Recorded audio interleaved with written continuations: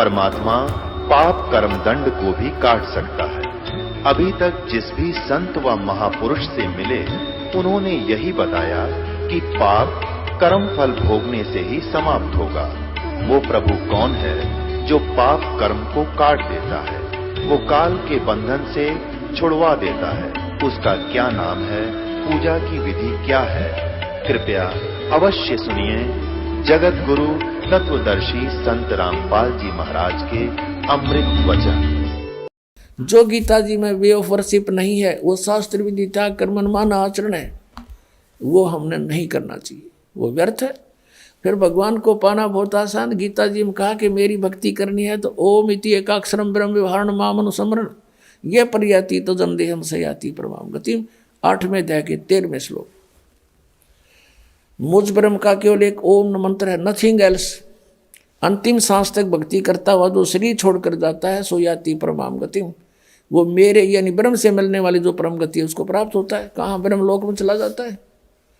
और गीता ज्ञानदाता अपने विषय में कहता है 4थे अध्याय के 5वें और 9वें श्लोक में, 2रे अध्याय के 12वें श्लोक में, 10वें अध्याय के 2रे श्लोक में कि अर्जुन मेरे और तेरे बहुत जन्म हो चुके, तू नहीं जानता।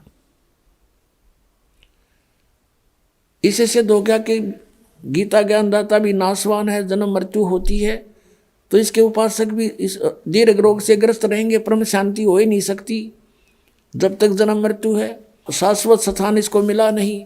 तो 18वें अध्याय के 62वें श्लोक में इसलिए कहा कि तू सर्वभाव से उस परमेश्वर की शरण में जा, उसकी कृपा से ही तू परम शांति को और सनातन परम धाम को प्राप्त होगा।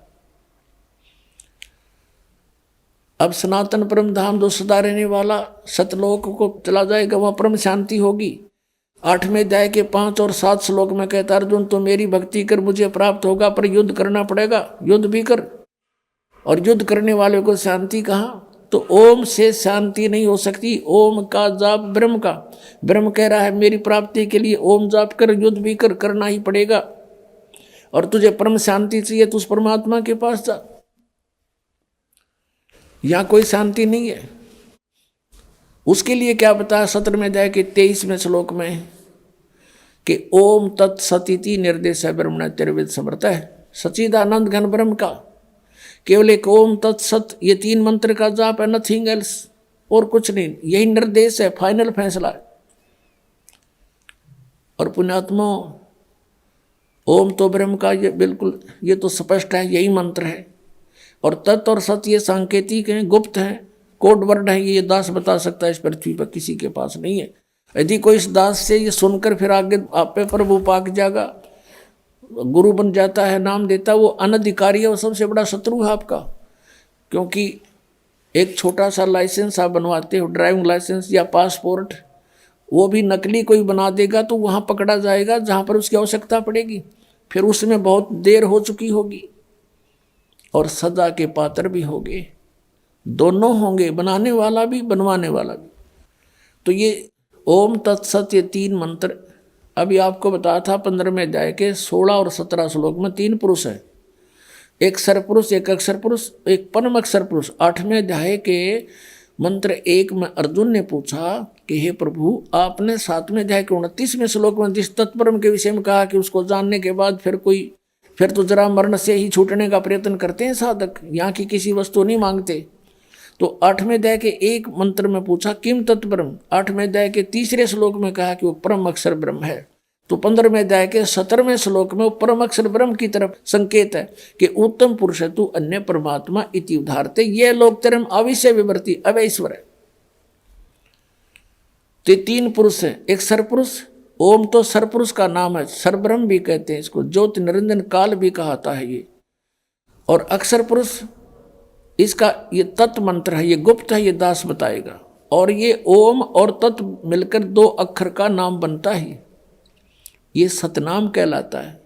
ये राधा स्वामी वालों की पुस्तक आपको दिखाई थी, वो सारवचन वार्तिक और शिवजाल जी के वचन थे, उसमें सतनाम का उन्हें पता नहीं, ये खान का है पीन का, ये कोई स्थान है या कोई भक्तिकरण का या कोई एंड बैंड बोल रहे सारी। तो वो कहाँ के सतलोक जाएंगे, वो उनके अनुयायी कहाँ आँख नीचे बैठे हो अज्ञानियों के पीछे, भूल लगी है भारी और जीवन व्यर्थ हो रहा उन भोली आत्माओं का। तो गीता जी में जो लिखा उसके अतिरिक्त हम जो साधना करते हैं वो शास्त्र विधि त्याग कर मनमाना आचरण है, उससे कोई लाभ होना ही नहीं। तो उस परमात्मा को जिसको हम पाने का प्रयत्न करते रहे और उसने स्वयं ही आकर ये ज्ञान बताना पड़ा। यहाँ क्या बताते हैं कि सेवक हो के उतरे इस पृथ्वी के माही, जीव उदाहरण जगत गुरु बार बार बलि जाही। आदरणीय गरीबदास साहब जी कह रहे हैं कि उस परमात्मा के विषय में जो चारों वेद बताते हैं कि वो परमात्मा ऐसी लीला किया करता है और ये अज्ञानी लोग उनको समझ नहीं सके क्योंकि इनकी साधना शास्त्र अनुकूल नहीं थी। और वेदों में लिखा कि वो परमात्मा सतलोक से चलकर आता है और कवियों की तरह आचरण करता है और निराकार की तरह है वो, इनको निराकार निराकार कहने वाले। तो वेदों में जो ज्ञान है वो परमात्मा की महिमा लिखी हुई है और उन वेदों में लिखी वर्णित जो व्याख्यान हैं उनके ऊपर कबीर देव, कबीर साहब, काशी वाले, बनारस वाले ये ही खरे उतरते हैं। तो यही हमारे भगवान है। तो परमात्मा पाने में जरा सी भी देर नहीं होगी जब हमें ये विश्वास हो जाएगा कि ये परमात्मा है। सब वेद गवाही देते हैं, आंखों देखा संत गवाही देते हैं और ये है way of worship, nothing else. फिर हमारे पास शेष बचेगा क्या? शंका जो है इस जीव की सबसे बड़ी शत्रु है और जब तक शंका समाप्त नहीं होगी भक्ति हम कर नहीं सकते, क्योंकि करते रहेंगे लेकिन बीच में कोई ना कोई आके आपको डिस्टर्ब कर सकता है कि ऐसा नहीं है, ये तो ऐसा है भगवान। आप जब शंका रहित नहीं हो तो उसकी मान लोगे। ऐसे हम अभी तक इन नकलियों के पीछे लगे रहे।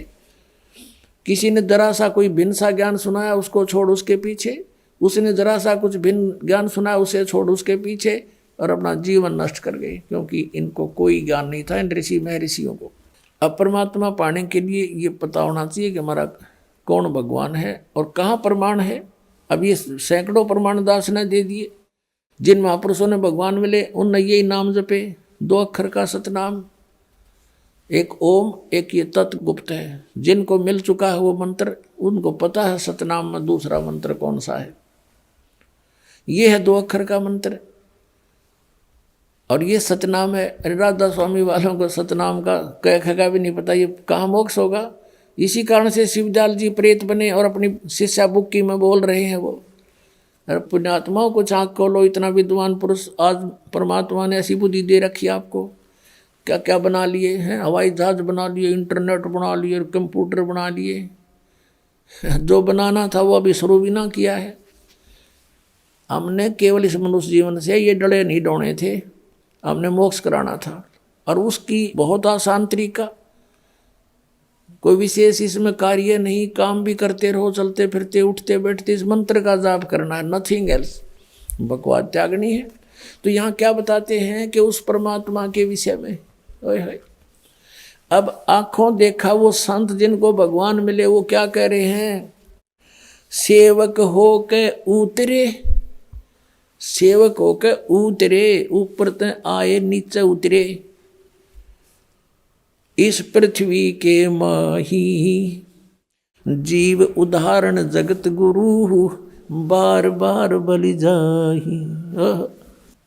ऋग्वेद मंडल नंबर 9 सूक्त 86 के मंत्र 26-27 में, ऋग्वेद मंडल नंबर 9 सूक्त 82 के मंत्र 1, 2, 3 में, ऋग्वेद मंडल नंबर 9 सूक्त 20 मंत्र 1 में, ऋग्वेद मंडल नंबर 9 सूक्त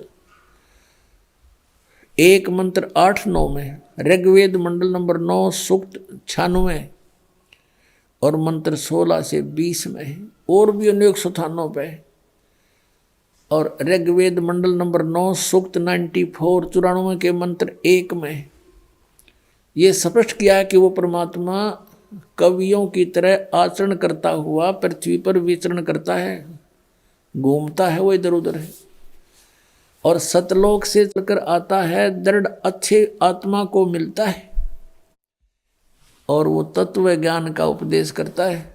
और परमात्मा स्वयं अपने सूक्ष्म वेद में कहते हैं, चारों युग में संत पुकारे, कूक कहा हम हेल रे, हीरे माणिक मोती बरसे, ये जग चुगता ढेल रे। कि चारों युगों में उन संतों ने मेरी महिमा का गुणगान किया जिनको मैं मिला, और मैंने भी स्वयं आकर के ऊंचे स्वर में आवाज लगा लगा कर जनता को समझा।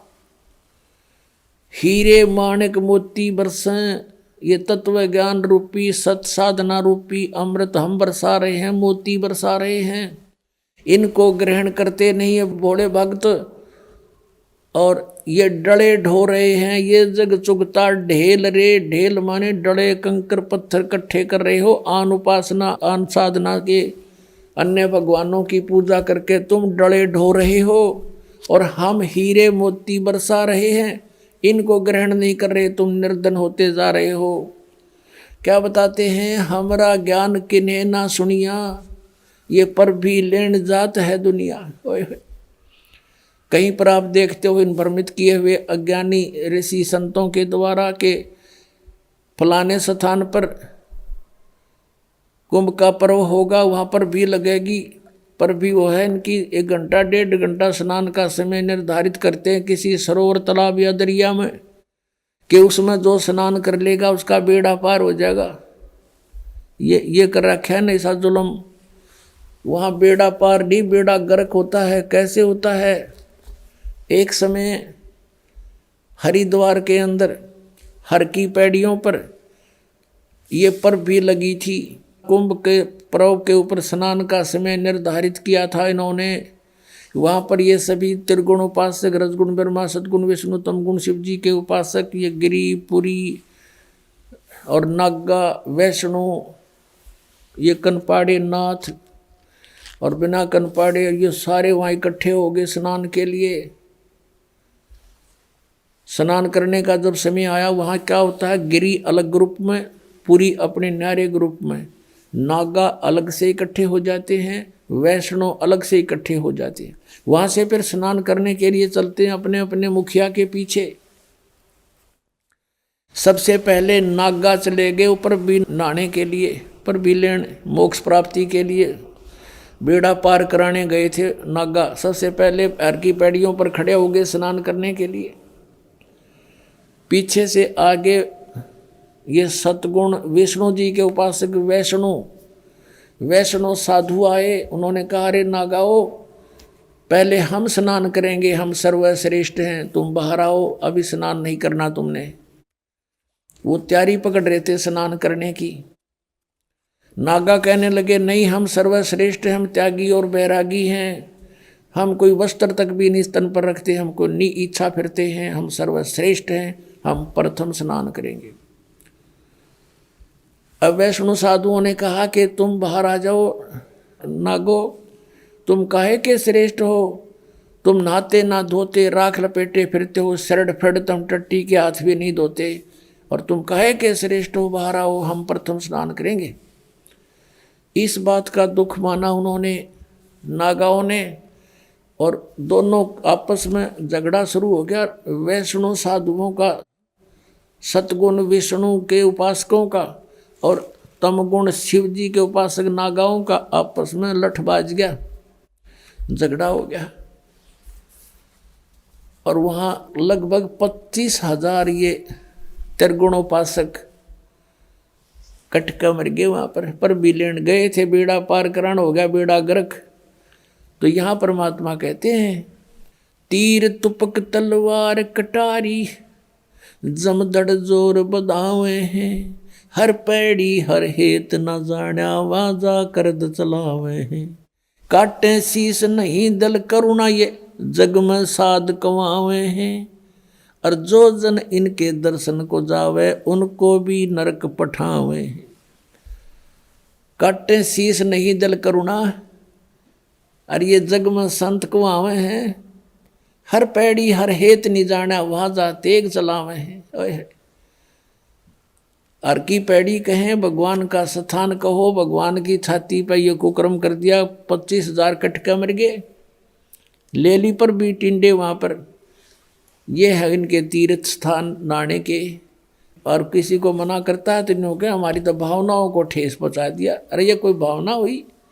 अब जैसे कोई बालक, कोई बिजली का तार टूटा पड़ा है, उसमें स्पार्किंग हो रही है, बच्चा उसको आतिशबाजी जानकर पकड़ने जा रहा है और कोई बुद्धिमान व्यक्ति उसको देख रहा है, उसको भागकर उठाकर उस बच्चे को उसकी जान बचा देता है।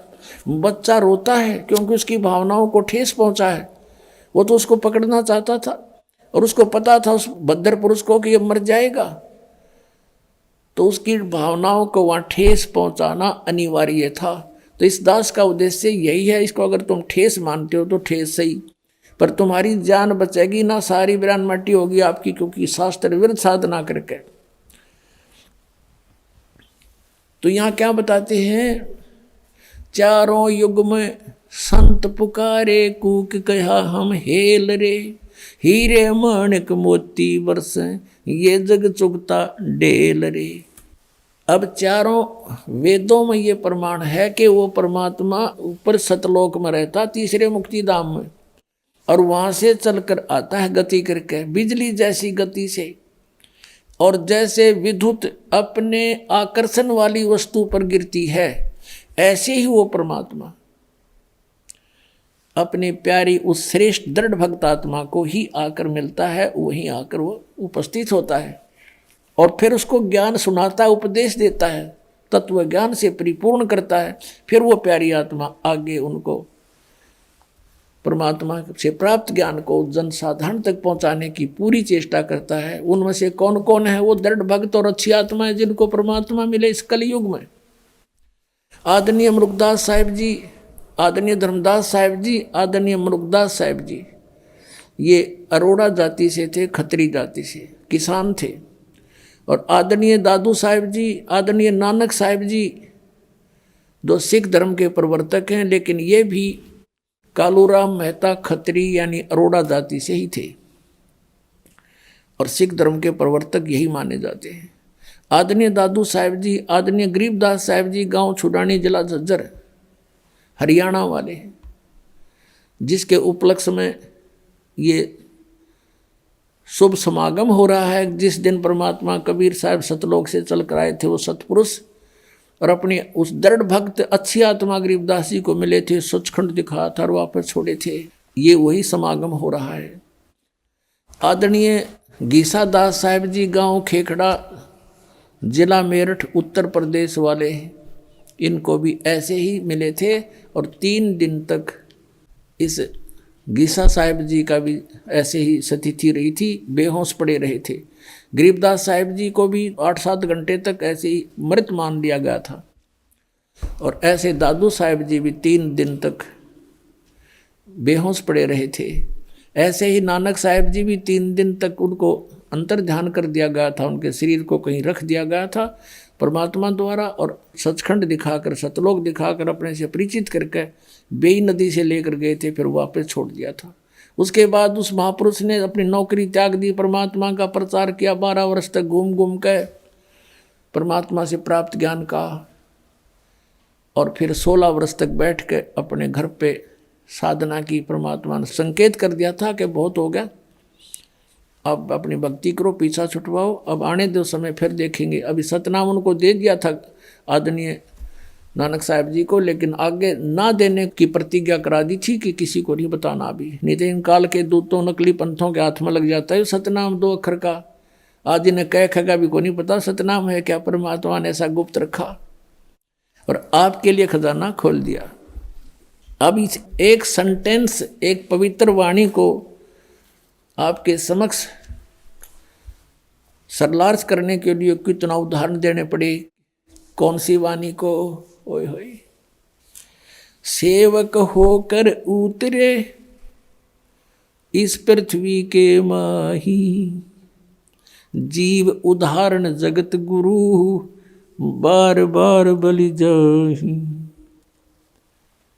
पुण्यात्मा, आप तो बालक हो, और काल के इस नकली सुख की भांग पिए पड़े हो। जिसका बालक बिगड़ जा, निकम्मा हो जा, शराब स्वरूप पी के किसी गिरा पड़ा हो, तो पिता को माता को पता लग जाए, दौड़े जाया करें, उसने लाओगे उठा समझा बुझा के, नवावन धोवाएंगे, उसको कोई ऐसी औषधि देंगे जिससे उसकी शराब उतर जा, क्योंकि वो उसके हमदर्द हैं। तो हम सभी काल की भांग पिए पड़े हैं। कबीर साहब कहते हैं, कबीर ये माया अटपटी और सब घट आन अड़ी, किस किस न समझाऊं या कुआ भांग पड़ी। सब एक प्रकार की बातें बोलते हैं, इनमें माया दिखाई देती और कुछ भी ना दिखता। इनको मालूम है कि वो व्यक्ति करोड़पति था, 1 सेकंड में मृत्यु होगी। अब कहाँ गया वो करोड़पता, उसके साथ कहाँ गई वो माया। सर्व सोने की लंका थी वह रावण से रणधीरम, एक पलक में राज विराजी फिर जम के पड़े दंजीरम। परमात्मा कहते हैं भक्ति ना क्या होता है, ये भ्रम रहा संसार। एक रति कंचन पाया नहीं रावण चलती बार। रतन एक रति कंचन 1 ग्राम गोल्ड भी नहीं प्राप्त कर सका, सारी सोने की लंका बना रखी थी, जाते समय कुछ नहीं लेकर जा सका। तो यहाँ हमने जीने के लिए जो आवश्यक वस्तुएं हैं केवल वही संग्रह करनी चाहिए। इसे ज़्यादा हम करते हैं तो बकवाद कर रहे हैं, क्योंकि हमने सतलोक चलना है। सतलोक में वो सथाई सुविधाएं हैं, यहाँ सथाई है ही नहीं। हम एक दूसरे को लूट खसोट करके कोठी बंगले बनाते हैं, मृत्यु हो जाती है तुरंत, और गधे बने फिरते हैं। जैसे एक गवर्नर था हिमाचल प्रदेश और पंजाब का, 2 जगह का चार्ज था, और रिटायरमेंट के निकट आ रहा था। उसने सोची बुढ़ापे का समय हिली स्टेशन पर गुजारा करूंगा, वहां पर एक प्लाट ले लेता हूं पहाड़ों पर। वो प्लाट लेने के लिए 3 करोड़ रुपये, पहले 100 के नोट थे, ये बड़े नोट नहीं थे, 500 और 1000 के उस समय। 100 के नोट 3 करोड़, एक जीप में आवे को नहीं, इतने हो जाते। वो धर लिया हेलीकॉप्टर में, उसने बयाना देने गया था, प्लाट खरीदने गया था, और साथ में परिवार साथ में आप बैठा जा था। वो इतने लोड में हेलीकॉप्टर क्रश हो गया, वो स्वयं भी मरा, परिवार मर गया, एक लड़का शेष रहा था, बाकी सब मर गए उस हेलीकॉप्टर में। और उन नोटा न वो गडरिए ठाए फिरे, गधे खाओ भेड़ खाओ कागजान, और वो मर गया वहाँ पर। और फिर समाचार पत्रों में आया था कि 40 करोड़ रुपया उस टाइम, 40 करोड़, 100 के नोट 40 करोड़, एक बहुत बड़े हाल में नहीं आए। और उसने बताओ अपने नीचे तय खाना बनवा रखा था, बेड थे घने, जो ये बोल रहे हैं इनको, इनके अंदर डाल रखे कपड़े दरा करते हैं उसमें, उनमें ठोक रखे थे। बता वो बनेगा किसी गधा, किसी कुत्ता, सुअर, बैल बन के पूरे करेगा जो लूट रखे थे, और वो जोड़ा जाड़ा यहीं रह गया। तो ये ज्ञान हमने सत्संग से समझना पड़ेगा। जब भक्ति करनी है, परमात्मा पाना है, तो आपने ये मर्यादा, इस नियम से रहना पड़ेगा। और आपको आवश्यकता कुछ वस्तु की होगी तो भगवान आपको अनायास ही देगा, आप देगा। आप इस मर्यादा से रहें। तो अब क्या बताते हैं कि आप जी ने इधर ध्यान कभी दिया नहीं, क्योंकि इधर ध्यान तो जब दे जब हमें कोई बताने वाला हो। हमें तो ये गुण गाएंगे, बजले रे भगवान, भगवान की सा भगवान निराकार, चलो भाई निराकार होगा। अब भगवान से हम मिलना चाहते हैं, हर भगवान निराकार बताते हैं, हमारी बुद्धि काम नहीं कर रही थी कि ये क्या बोल रहे हैं, बकवाद कर रहे हैं। अब जैसे किसी बेटी का विवाह करते हैं माता पिता, और उसकी माता बताती है, बेटी जिस लड़के से हम तेरा रिश्ता करके आए हैं वो ऐसा है ऐसा है, उसके पास ऐसी संपत्ति है, उनका ऐसा मकान है। तो रुचि बनती है बालक की। और कोई नो कह दे बेटी तेरा विवाह कर दिया और पति तेरा है ही नहीं, वो तो निराकार है, तो वह बता के गड्ढे की वहाँ पर वह क्या करेगी उस निराकार पति का। तो अब हम परमात्मा से मिलने की चेष्टा करते हैं और कहते हैं भगवान निराकार है। और ये राधा स्वामी पंथाले, धन धन सतगुरु पंथ सिरसाले, डेरे वाले, सच्चा सौदे वाले और जय गुरुदेव वाले और ये जनौद वाले, भिवानी वाले, एक राधा स्वामी पंथ समझो सारा ही। और इनका विधान है कि सतलोक में भगवान नहीं, सतपुरुष नहीं है, वह तो चेतन ही चेतन है, चैतन्यता ही चैतन्यता है, प्रकाश ही प्रकाश है। और आत्मा उस प्रकाश में ऐसे मिल जाती है जाकर जैसे बूंद समुद्र में, वो तो डूब कर मरना हो गया, फिर कोई बात हुई है। तो ये विधान है, करोड़ों व्यक्ति डबो दिए इन अज्ञानियों ने, शास्त्र विरुद्ध साधना करा के काल के जाल में फंसा दिए। अब कहें तो दुख मानते हैं श्रद्धालु भी कि रामपाल तो आलोचना करता है। आलोचना की परिभाषा बदल ली तुमने अज्ञान के कारण। सत्य कहना आलोचना नहीं होती, वह सत्य होती है। आलोचना होती है किसी के बारे में झूठी बकवाद करे। हम तो विद प्रमाण बोलते हैं, आप ही की पुस्तकों से दिखाते हैं कि ये देखो दुर्गति हो रही तुम्हारे परम धनी शिवदयाल की, भूत बनकर अपनी शिष्या बुक्की में फिर शंका समाधान करने लग रहा बैठ के। वो कहते हैं तो अनामी लोक में चला गया, अनामी लोक में कहाँ गया, तो बुक्की लोक में आ गया। अब यहाँ क्या बताते हैं, सेवक हो के उतरे इस पृथ्वी के माही, जीव उदाहरण जगत गुरु बार बार बलि जाही। गरीबदास जी कह रहे हैं कि एक दास बन के आए भगवान, सेवक होकर उतरे इस पृथ्वी के माही, उतरे सतलोक से चल के आए। और किस उद्देश्य से, जीव उदाहरण जगत गुरु। और कहते हैं बार बार बलि जाऊं मैं।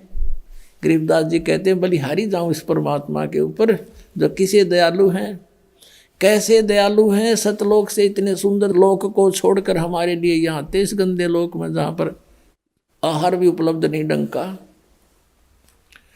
और दास बन के आए, कबीरदास सांस गेल जितनी वाणी बोली कबीरदास, दास कबीर। परमात्मा जब क्यों उन्होंने दास कहा कि हमने भी यदि सतलोक पाना है तो ऐसे ही हम अपनी क्रियाएं बनानी पड़ेंगी। यहाँ पर कोई भी जिसने अपने आप को स्वामी माना है वो पेटे हैं अंत में। किसी राजा को देख लो, इन हिरण्यकशिपु को देख लो और रावण को देख लो, भक्ति करना और साथ बकवाद नहीं चलेगी।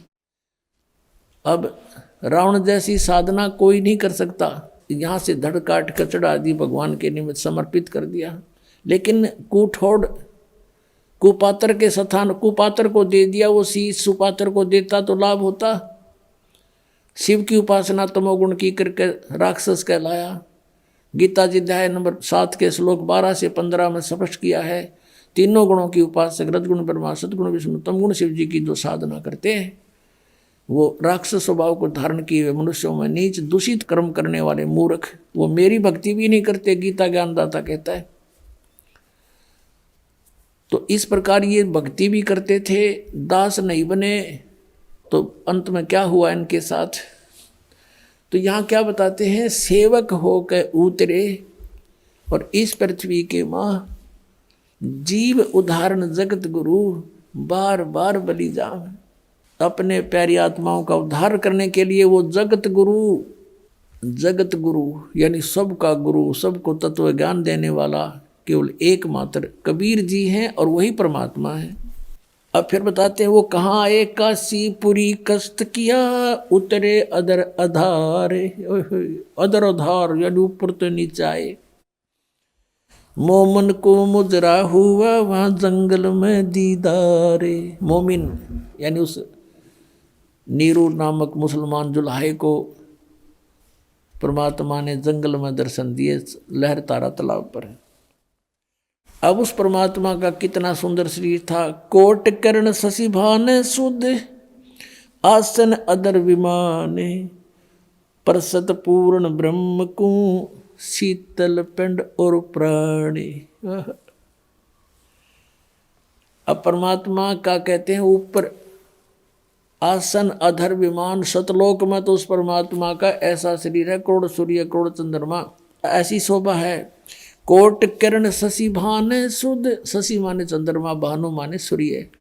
कोट किरण शशि भान शुद्ध वो आसन अधर विमाने। और वही परमात्मा फिर कहते हैं बालक रूप में, परसत पूर्ण ब्रह्म को शीतल पिंड और प्राण। कहते हैं माई का नीरू ने जब परमात्मा को सीने से लगाया, कहते उसके प्राण आत्मा में एकदम शांति छागी, जैसे जले हुए पर बर्फ रख दी जाती है, एकदम शांत कर देता है।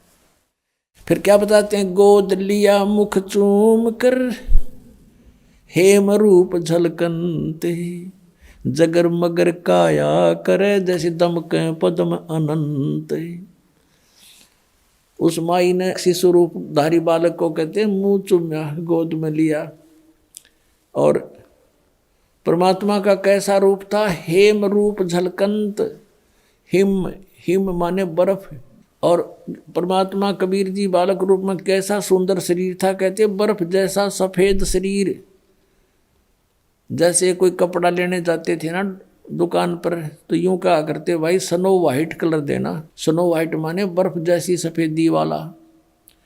तो यहाँ कहते हैं गोद लिया मुख चूम के और हेम रूप जलकंत, हिम की तरह झलक रहे थे परमात्मा। और जगर मगर काया करे जैसे दमके पद्म अनंत, इतना सुंदर शरीर मालिक का नो, जगमग जगमग काया करे जैसे नरे पद्म चमक रहे हों, इतना सुंदर नूर था जाता। फिर ये सा रूप दिखा के फिर बालक के रूप में हो गए। अब नीरू स्नान करके बाहर आया और नीमा उस बालक के प्यार में इतनी मदहोश हो गई थी, वो सब सुध बिसरा बैठी थी, बार बार कभी ऊपर को देख रही थी, कभी बालक के मुख को देख कर सो शुक्र बना रही थी, गदगद हो रही थी और झूम रही थी।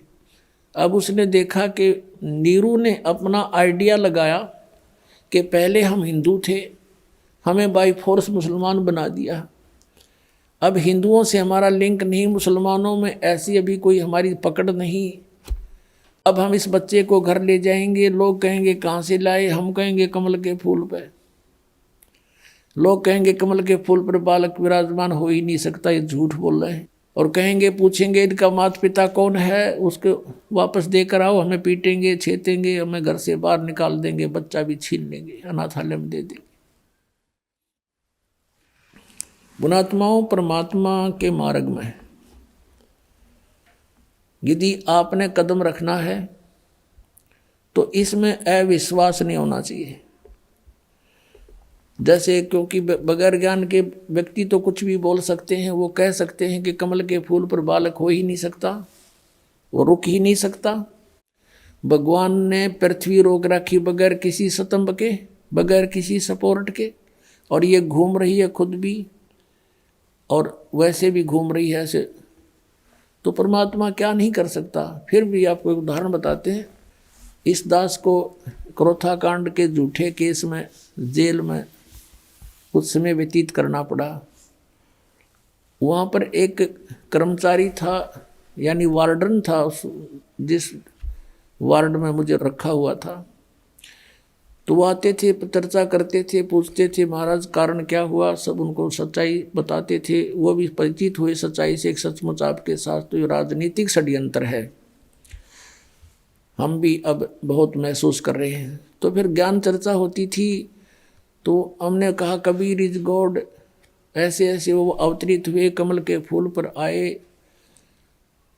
तो उससे पहले वही वार्डन, वो पुलिस वाला कह रहा था, 2 दिन पहले चर्चा चल रही थी, कहने लगे जी हमारा एक मित्र है पुलिस वाला, उसके घर पे एक बथुआ है। बथुए का पौधा आपने देखा होगा, 1.5-2 फुट का होता मैक्सिमम, हमने तो इससे बड़ा देखा नहीं था।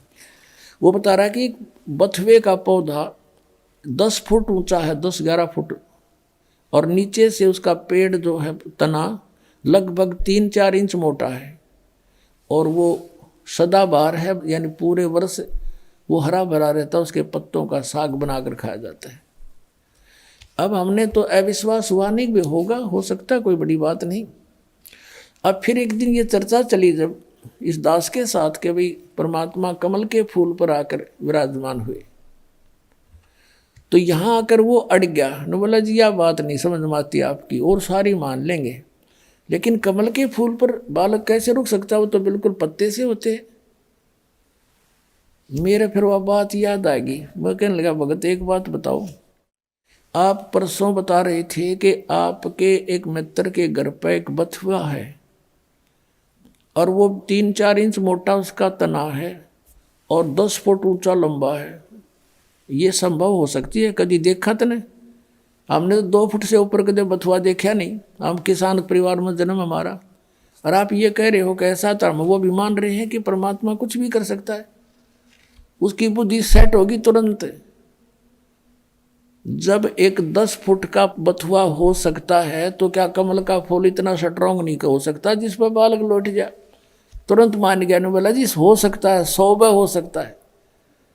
न्यू पे चल रहे थे हम, आप पे कह रहा है ऐसा बथुआ देखा, जब मैं न्यू को नहीं मान सकता, मैं वो तो बथुआ इससे ऊपर होता ही नहीं, तो वो मान गया। तो पुण्यात्मा, ऐसे हमने सध्यात्म मार्ग को समझना है।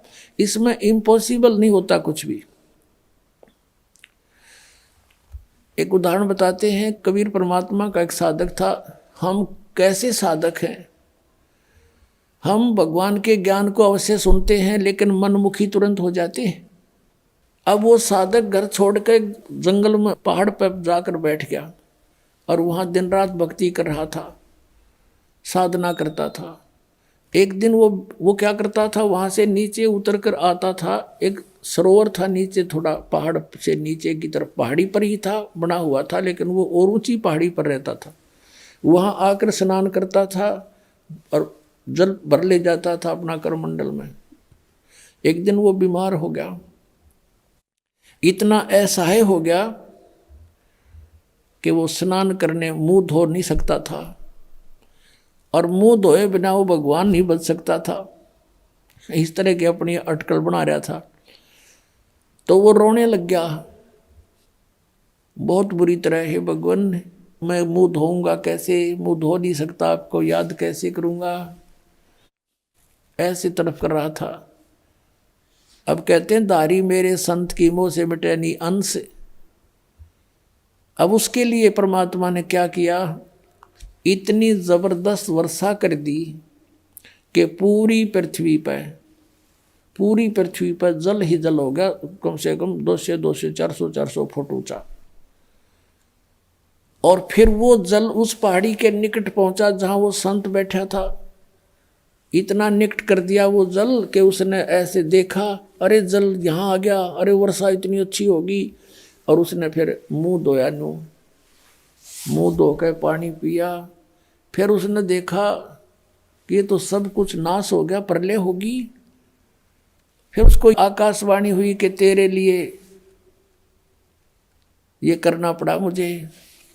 तब रोने लग गया, ये भगवान मुझ पापी के लिए इतना अनर्थ हो गया, सारी जनता मर गई मालिक।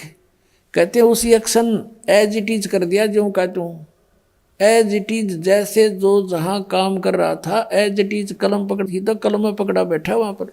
तो यहाँ के बारे में कहते हैं मौला थल से जल करे और जल से थल कर देत, साहेब तेरी साहेबी अब श्याम कहूँ अक्सवेत। परमात्मा 1 सेकंड के कुछ क्षण में भी पूरी पृथ्वी पर जल ही जल विनाश कर सकता है। और दूसरे अक्षर में जो का तू आपको जैसे यहाँ बैठे हो ऐसा ही बैठा दे, आपका याद भी ना हो मेरे गिल बनी थी क्या। इतना सामर्थ्य परमात्मा में है। और हम इन अनाड़ियों के कारण, अज्ञानता के कारण, शास्त्र विरुद्ध साधना करने के कारण, परमेश्वरीय लाभ से वंचित रहने से हम ये सोच बैठे हैं ऐसा नहीं हो सकता, ऐसा नहीं हो सकता। और ये अगर मगर जो है ये हमारे भक्ति मार्ग को समझने में बहुत बड़ी बाधा है। परमात्मा के मार्ग में कभी भी अविश्वास नहीं होना चाहिए। एक कथा सुनाता हूँ। इस दास को जब तक ये ज्ञान नहीं प्राप्त हुआ था तब ऐसे ही कोई जैसा भी कोई ज्ञान देता उसको उसका सच्चाई लगता था हमें। हमारे घर पे हमारे किराए के ऊपर एक आर्य समाज का एक व्यक्ति रहता था। वो टीचर था, वो शास्त्री बताता था अपने आप को, और बहुत अच्छी नेक आत्मा था, बोलन बतलाने का स्वभाव ठीक था उसका। तो फिर मुझे उपदेश प्राप्त हो गया। पहले जब हम चर्चा करते थे उससे तो वो कुछ भी कह देता था, उसकी बात को मानते थे। वो महर्षि दयानंद का पुजारी था। जब दास को ये ज्ञान हुआ, सन 1988 में नाम प्राप्त हुआ,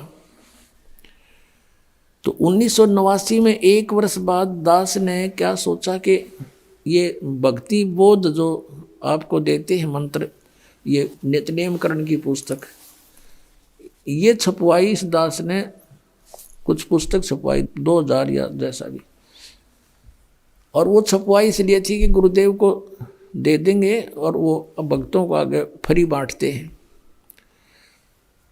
अब वो जब वो ऊपर एक हमने पूजा सतल बनाया था 15 बाई 5.5 का, गैलरी के ऊपर अलग से सेपरेट बना था, उसमें खिड़कियां लगाई थी, एक शीशा टूटा हुआ था, उन खिड़कियों के बाहर की साइड में लोहे की जाली लगानी थी, ये मच्छरों से बचाने की होती है ना जालियां, लोहे की जाली।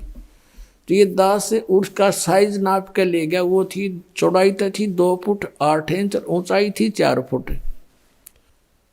अब 2 फुट 8 इंच मैंने ऐसे 2 और फिर डैश ला के 8 इंच के ऊपर 2 डैश ला के अपनी इस इंजीनियरिंग भाषा में लिख रखी थी, वो तो आम आदमी भी ऐसे लिखता है। तो वो जा कर के मैंने एक लोहे वाले दुकानदार से दे दी कि भाई ये जाली तैयार कर दे इस साइज की।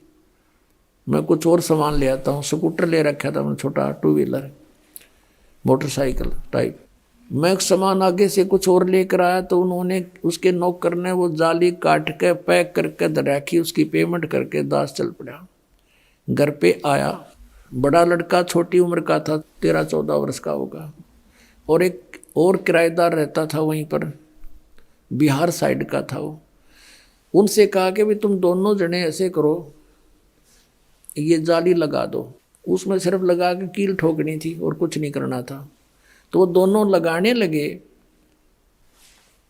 वो जाली लगाने लगे, तो वो चौड़ाई में छोटी थी 8 इंच, उसके काटने में फर्क रह गया धोखे से ना, 2 फुट 8 इंच की बजाय 2 फुट काट दी और ऊंचाई से ही काट दी। उन्होंने मुझे बताया, लड़के ने फिर उसने दोनों ने कहा जी ये जाली तो छोटी है। मैं भी छोटी कैसे हो सकती है, मैं नाप के देख रहा हूँ, नाप मेरे सामने उन लगा के दिखाई 8 इंच छोटी। फिर मैंने ऐसे करके देखा, मैं कदे दूसरी तरफ चला दी, वो यूँ तो फिर और ज़्यादा अंतर था। दूसरी फिर देखा, दूसरी भी ऐसी। अब वहाँ जहाँ मकान बना रखा था शहर, वहाँ से काफ़ी दूर था, 3-4 किलोमीटर की दूरी पर। मैंने सोचा फिर देखेंगे, अब समय नहीं है। सुबह उठकर जल्दी अपनी ड्यूटी पर चला गया। उनने पीछे से उठा कर वह स्टोर में फेंक दी, उनकी माँ ने जाली। अब फिर ऐसे ही फिर कुछ दिनों के बाद क्या किया, पुस्तक छपवाई भक्ति बोध, और वो ऊपर रख दी उस पूजा स्थल में, तख्त के ऊपर। कुछ दिन के बाद क्या देखा कि शीशा फूटा हुआ था खिड़की एक साइड का, उसमें से चूहे घुस के उनको काटना शुरू कर रखा। तो फिर मेरे दिमाग में आई कि वो जाली जो 2 थी, उन दोनों को एक पर लगा देते हैं फिलहाल, फिर देखेंगे। कुछ समय नहीं था, कुछ ऐसा लीला मालिक की थी, यो खेल खेलना था इस दास के साथ। तो मैंने उन बच्चों से कहा कि भाई ऐसे करो, वो जाली जो छोटी थी कहाँ जी, वो ऊपर रखी है स्टोर से निकाल के, इन दोनों को ऊपर ओवरलैप करके एक खिड़की को कवर कर दो, इसमें से चूहे घुसते हैं। और पुस्तक काट दी भगवान की। उन्होंने कहा ठीक है जी। मैं चला गया अपनी ड्यूटी पर। तो शाम को मुझे चिंता थी कि नहीं लगा रखी होगी तो बच्चों से लगवाऊंगा। तो क्या देखा कि एक जाली लगा रखी है, एक जाली नीचे पड़ी है। अब मैंने देखा कि वो एक ही जाली पूरी पूरी लगी हुई है और कुछ एक्स्ट्रा लटक रही है। मैंने उनकी माँ से पूछा कि ये जाली वही है या कोई और चेंज करवा लाए बच्चे। उसने कहा जी मैं सुबह से इसको कह रही थी भाई तू लगा दे, इस जाली को लगा लो, तेरा पापा फिर नाराज होगा। और ये मान नहीं रहा था, खेलने चला गया। अब आया था 20 मिनट पहले और मैंने उतार के ये अभी दी थी इनको। वही किराएदार जो अनिल नाम था उसका, बिहार का रहने वाला था, उन दोनों ने सीढ़ी लगा करके वो एक साइड में लगा दी थी और वो एक लादी एक पड़ी। मैंने कहा ये जाली तो छोटी थी। अब उनका ध्यान नहीं इतना और मेरा कलेजा पकड़ लिया। मैंने कहा बच्चा कहाँ है? वो बुलाया, दोनों इकट्ठे करे कि भी साची बताओ। मैंने लड़के से कहा मेरे सिर पर हाथ रख के और कबीर साहब की कसम खा बेटा कि तू और नहीं लाई जाली। अगर नहीं पापा अभी मेरी मान उतार के नीचे डाली है। अरे ने पूछ लो, अभी लगाई हमने। फिर मैं उनको याद दिलाया कि ये छोटी थी जब तुम पहले लगा रहे थे, साल भर पहले, 8-9 महीने पहले। कहा ये छोटी थी, बिल्कुल छोटी। दोनों को याद आ गया। अरे अब ये कैसे पूरी होगी कि हमने नहीं पता। एक ये पड़ी, उनको जंग लगा हुआ थोड़ा थोड़ा। एक रेनी सीजन ऊपर का उतर गया था उसका, वर्षा का मौसम भी ऊपर का उतर चुका था। पुण्यात्माओं, वो दिन है आज। ये दृढ़ हो गया इस दास को कि परमात्मा जो चाहे सो कर सकता है। हमने सुना था द्रौपदी का चीर बढ़ा दिया, परमात्मा ने दास की लोहे की जाली बढ़ा दी।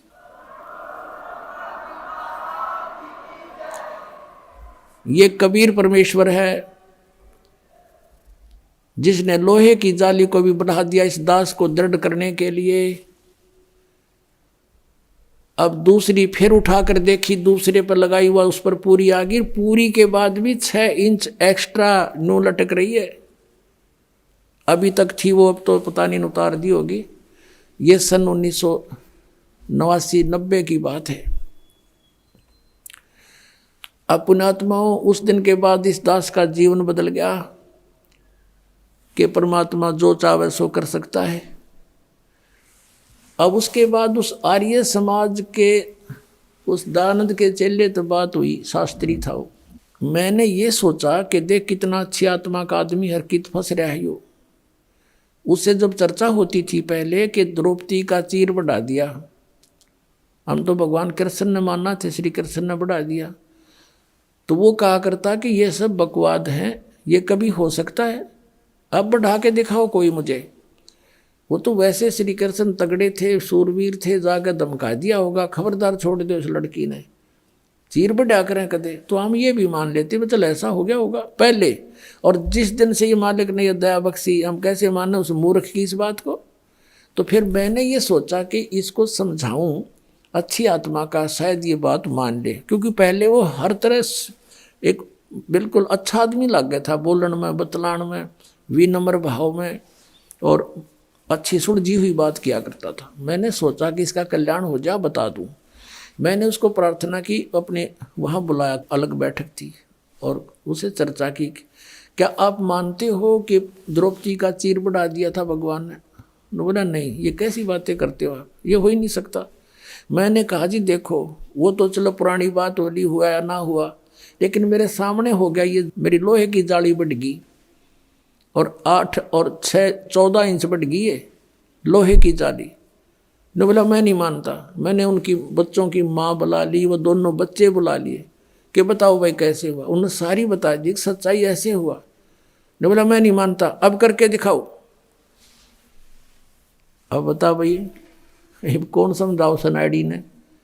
मैं चुप हो गया। मैं तो जमा, और लाल आँख होगी कोती, कहते इतना शरीफ दिखे था, और कोती बहुत ज़्यादा यानी क्रोधित सा हो गया। हमने सोचा भाई क्यों ये लड़ पड़ेगा, चुप हो गया मैं नहीं बोला। फिर मैं इस बुद्धू ने भी क्या बताऊँगा।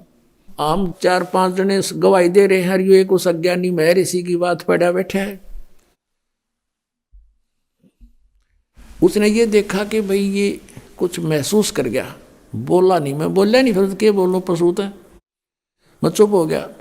उसने सोचा भाई जैसा भी उसके मन में आया, फिर वो बोला देखो आप इंजीनियर हो, एजुकेटेड हो, कोई मूर्खों को तो बहका भी दे, ऐसी बातें कर दे, आप कैसी बातें कर रहे हो। देखो मैं बताता हूँ महर्षि कैसे होते हैं। एक बार महर्षि दयानंद योग अभ्यास कर रहा था एक बंद कमरे में, आसन पद्म लगा के, और वो जमीन से ऐसे उठता था और छत के सिर लगा के वापस आ जाता था। ऐसे कर रहा था। रसोईया गया भोजन के लिए प्रार्थना करने, उसने झांकी से देखा, खिड़की से देखा, महर्षि दयानंद ऐसे जा रहा था, ऊपर छत के सिर लगा के वापस आ रहा था। उसने औरों को बुलाकर दिखाया, देखा ऐसे होते महर्षि। मैं बोला झूठ, कति झूठ, तू करके दिखा।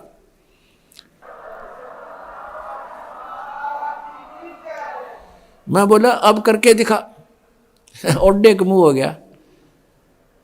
ने हो गया तू घना शाना बना दिया कबीर पंथिया ने। वो पहले वाला रामपाल ना रहा, मैं पहले वाला ना रहा। मैं तारे मूर्खा ही सारी बात मान्या करता। मेरी आंखों के साथ भी इतनी तू अभी उसी घिसी पिटी बातों को बोल रहा है।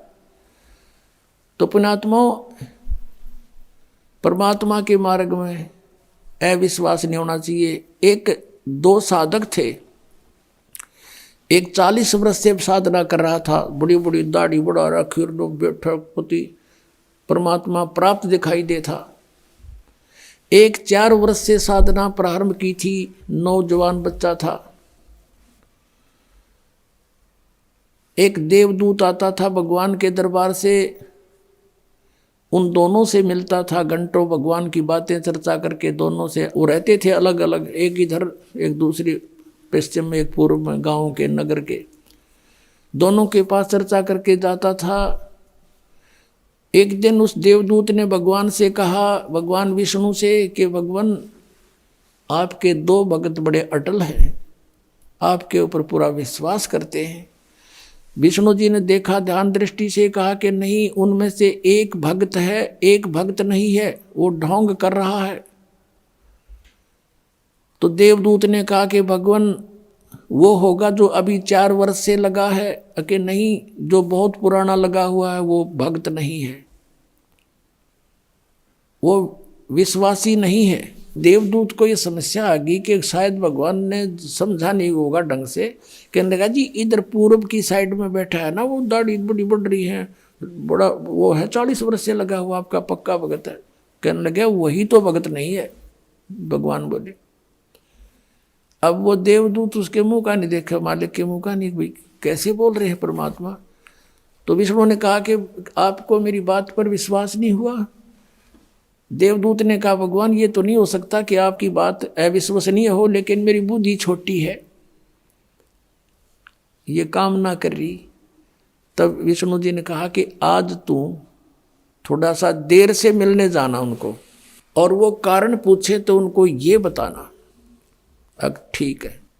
वो सबसे पहले गया तो उससे के पास जिसने सही भगत मानना था, 40 वर्ष से भक्ति कर रहा था, उसके पास गया तो उसने पूछा उस बड़े भगत ने कि देवदूत आज तो बहुत देर कर दी, 2-3 घंटे लेट आए, क्या बात होगी, स्वस्थ तो हो।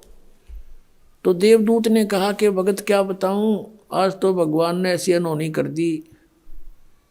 परमात्मा ने दिन के 1 बजे और एक अनहोनी लीला करनी थी, उसको देखने के लिए रुका रहा मैं। क्या करनी थी कि एक हाथी को और सुई के उस सुराख से निकालना था, सुई के सुराख से निकालना था। धागा डालने का सुराख होता सुई में, उसमें से हाथी निकालना था। और मैं उसको देखने के लिए रुक गया। उस 40 वर्ष वाले साधक ने पूछा फिर क्या हुआ, कि भगवान ने सचमुच हाथी को सुई के धागा डालने वाले सुराख में निकाल दिया। वो क्या कहता है कि देवदूत ऐसी झूठ बोल किसी अगर जच जा, ऐसी बकवाद नहीं करा करते, ये कभी हो सकता है। अब देवदूत उसके मुंह का नहीं देखे, डांगर बोल रहा कि है दिखा ऐसा भगत, इस पर विश्वास नहीं भगवान का।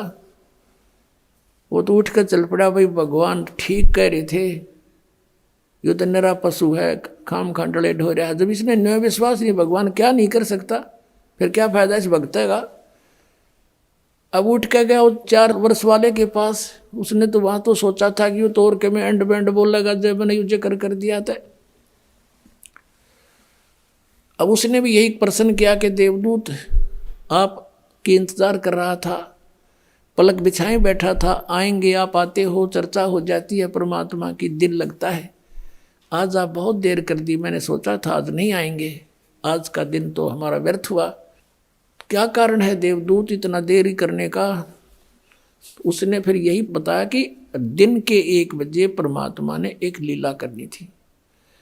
और भाई कमाल कर दिया, भगवान ने तो हद कर दी कि सुई की सुराख के अंदर से हाथी निकाल दिया, भाई अचरज कर दिया। अब वो कहता है कि ये की अचरज है, देवदूत भगवान निकाल दे पूरी पृथ्वी ने सुई की नोक में गए, भगवान क्या नहीं कर सकता। तब उसने देवदूत ने उस 4 वर्ष के साधक को सीने से लगा लिया और कहा, धन है तेरे माता पिता जिससे जन्म हुआ, तू है वही सच्चा भगत, भगवान ठीक कह रहे थे, तू 1 नंबर का भगत है। जिसमें विश्वास नहीं भगवान का, और परमात्मा भी कहते हैं क्या हुआ भक्ति करने जब मन में नहीं विश्वास, क्या फायदा उस भक्ति का। परमात्मा जो चाहे सो कर ही, सतगुरु जो चाहे सो कर ही, 14 कोट दूत जम डर ही, ऊत भूत जम त्रास निवारे, और चित्रगुप्त के कागज पाड़े। बोलो सतगुरुदेव।